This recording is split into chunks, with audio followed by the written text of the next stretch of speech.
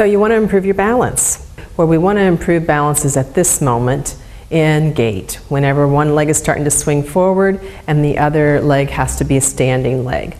That's what we're mostly after. Now, if you're going to walk tight ropes, or you're going to be doing parkour or other high performance sports, definitely you need to be doing some very interesting balance challenges. But for the majority of people, it starts with some things that are very simple. So balance improvement number 1, go barefoot.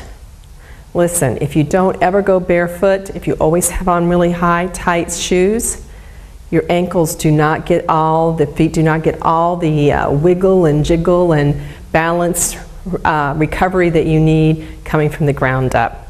All those 26 bones in each of those feet, they need to be stimulated. The muscles need to be stimulated. Go barefoot frequently.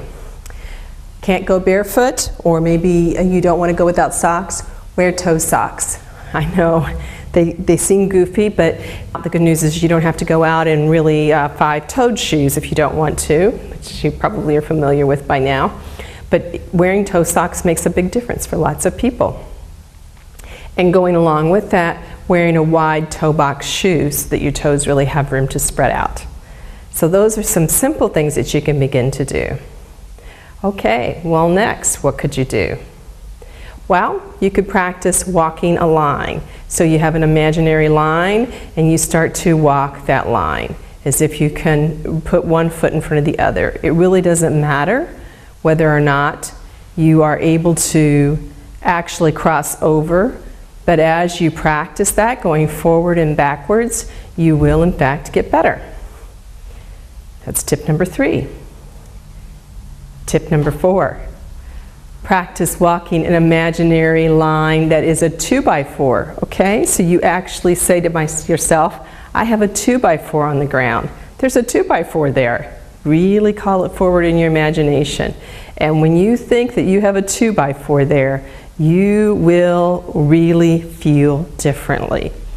If you've got a 2x4, by all means, think about pulling it out. If you don't, use your imagination. When you become safe enough to walk an imaginary 2x4, then you can walk an imaginary 2x4, tip number 5, with your eyes closed. Woo! Yeah, now we're getting into something interesting, aren't we?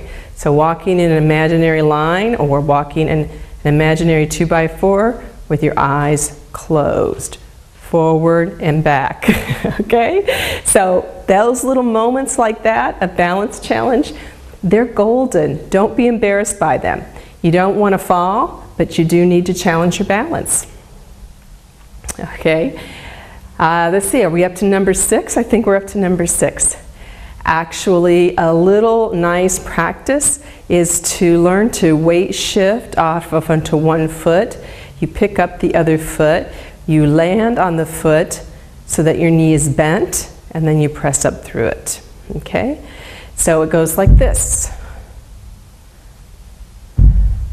Now, why is this important? It's important because if I get pushed, instead of trying to grab for myself that way, if I get pushed, I want to be really good at setting my foot down. So this is straight out of Ruthie Alon's movement intelligence work, Bones for Life. Got to give her credit. She's got some great stuff. So practice just getting that weight up. Getting that weight up, the foot stomping. Okay? But I like actually, you know, I'm starting to play now with getting straighter at my stomp, but I actually like playing with falling, pretending I'm really falling over. Really falling over. And then really want to be sure I don't come down on a straight leg, to land on a bent leg and push up from there.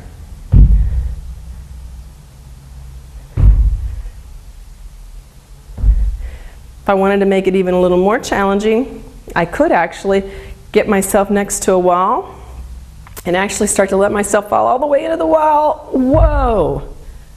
Okay? Let myself fall over into the wall. Get that foot back down. Okay? I think you'll like it. So that's tip number, well, that's 6. Tip number 7, I'm going to actually say, Get up and down from the floor. How many different ways can you find to get up and down from the floor? So many of us are just married to going down on one knee, coming up on the other knee, but you really want to have more than one way to come up and down from the floor.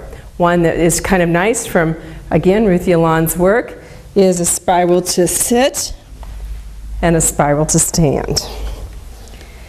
And this gets you ready in the event that you would fall to get used to folding and rolling, spiraling up and down, kind of a nice little collapse instead of bracing.